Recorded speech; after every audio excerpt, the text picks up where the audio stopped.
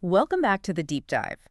Today, we're tackling something huge, something so many of you ask about: how to speak English fluently, and importantly, how to sound confident doing it. Maybe you're starting a new job, thinking about studying overseas, or, just want to communicate better. This one's for you. Okay, let's unpack this. It's a big one, absolutely. Yeah. English. It's not just a language anymore, is it? It's kind of the default for global business, for travel, even just scrolling through social media. But here's the thing we hear all the time. People understand English really well. Like they can read it, watch movies. Yeah, comprehension is often pretty high. Exactly. Yeah. But then when it's time to actually speak, They freeze. that freeze moment. It's so common. It is. And what's really key here, I think, is that this isn't about how smart you are. Not at all. It really boils down to practice, the right kind of practice, and maybe most importantly, mindset.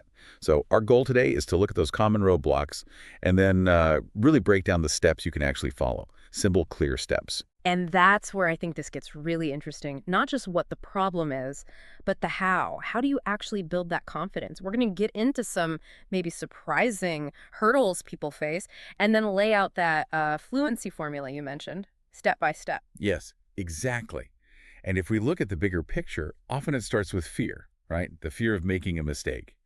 That pops up again and again as maybe the number one blocker. Definitely. That fear of judgment. Absolutely. Then there's that other mental trap, constantly translating everything from your native language in your head. Oh, yeah, that slows you right down. It really does. And sometimes it's just, well, not having enough chances for real practice, consistent practice. So people give up. And here's a surprising thing that comes up. Trying too hard to be perfect. That actually gets in the way of fluency. Really. Striving for perfection hurts. It seems counterintuitive, but Yeah. the real key seems to be consistent practice without that fear. Just doing it. That fear of perfection. Yeah. Yeah, I get that. So, okay, if those are the frustrations, what's the path forward? Where do we start?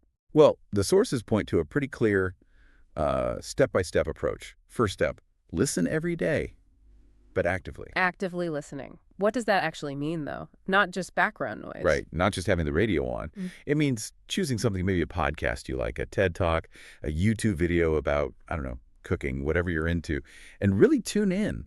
The goal isn't necessarily understanding every single word at first. It's more about absorbing the rhythm, the The intonation. music of the language, you could say. Precisely. Getting your ear trained to how English actually sounds when spoken naturally, those nuances that make it authentic. Okay, that makes a lot of sense.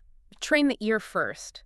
So once you're doing that regular active listening, what's next for actually, producing the sound? Right, building on that foundation. Step two is speak every single day. Every day, even if you have no one to talk to. Yes. No excuses, even if you're alone. Just narrate what you're doing. Simple stuff. Okay, I'm making coffee now, or, right, need to check my email. It's about building the habit of speaking, making it less of a big deal internally, reducing that friction. And of course, you can find people. There are great language exchange apps out there, Cambly, HelloTalk, speaky ways to connect with native speakers. I read about one learner who just committed to 15 minutes of talking to themselves each morning, and that alone helped break their anxiety. Wow, just 15 minutes of self-talk. That feels very doable, actually. No pressure. Gets the mouth and brain working together. Okay, so listening, then speaking daily. How do we make that speaking sound more natural, more fluid? Great question. And that leads directly to step three, which is a bit of a game changer for many. Focus on learning phrases, not just individual words. Phrases, not words. Yeah. Explain that a bit more. Well, think about how you speak your native language. Yeah. You don't think word by word. Right? You use chunks like how's it going or let's grab lunch. Right, yeah. They just come out as a block. Exactly. Yeah. Lexical bundles, they sometimes call them. So instead of learning just hungry, learn the whole phrase, I'm feeling kind of hungry, or want to grab a bite. This trains your brain to pull out these ready-made blocks, which makes your speech much more fluent. Less like you're translating on the fly. You're learning the building blocks of actual conversation. That chunking idea. Yeah. Yeah, that clicks. It's how we naturally speak. Okay, but what about pronunciation and that sort of natural flow, the rhythm? That's tough for a lot of learners. It absolutely is. And that brings us neatly to step four, the shadowing technique. Shadowing. What's that? It's a really powerful method. Basically, you listen to a short audio clip, just a sentence or two from a native speaker, Okay. and then immediately, like right after them, you repeat it. You try to mimic everything, their exact tone, their speed, the rise and fall of their voice, the pronunciation. So like being their echo. Pretty much. The benefit here is huge for what linguists call prosody, the rhythm, stress, intonation. It literally helps rewire your mouth and brain connections to produce English sounds and patterns more naturally. Makes a massive difference. Wow, okay. Shadowing. That sounds intense, but really effective. It tackles a lot at once. What about something maybe a bit simpler for those times you can't actively shadow, just to keep the momentum? Good point. There is something simpler. Step 5. Read aloud daily. Just reading out loud. Yep, pick anything, a news article online, a blog post, even just a page from a book you're reading, and read it aloud for, say, 5 minutes every day. The focus here isn't even really comprehension. It's purely physical. It's muscle memory for your mouth, your tongue, your vocal cords. Ah, training the muscles how to make the sounds smoothly. Exactly. It makes the physical act of speaking English feel more comfortable, more automatic over time, less effortful. I can see how that would build confidence, just feeling more physically comfortable speaking. Okay, so we have listening, daily speaking, phrases, shadowing, reading aloud.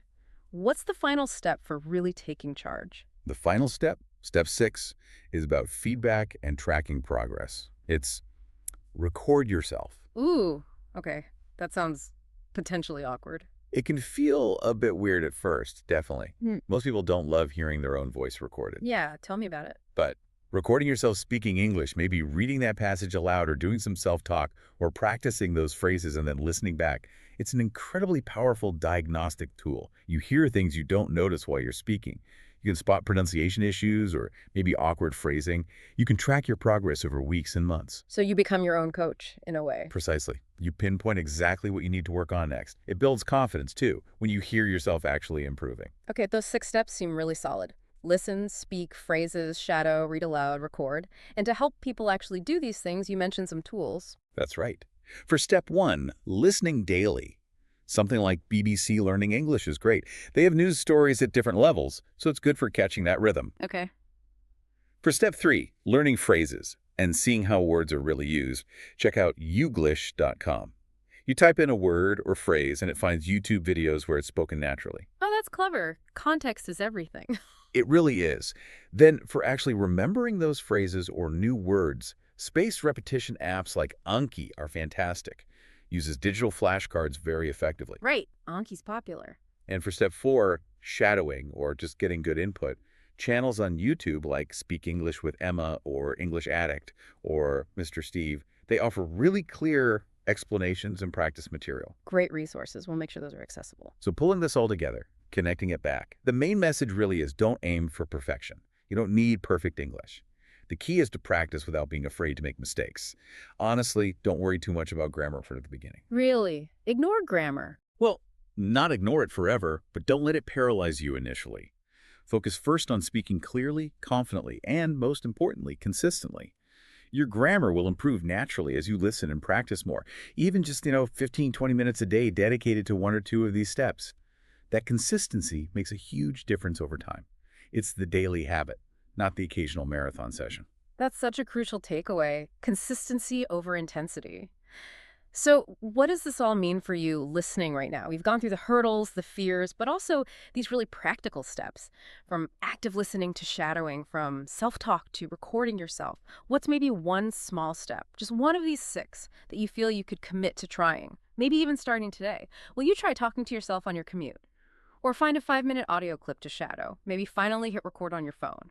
And think about this, if you embrace just one of these small, consistent steps, how might that not only improve your English, but what doors could it open? New connections globally, different career paths, opportunities you haven't even considered yet.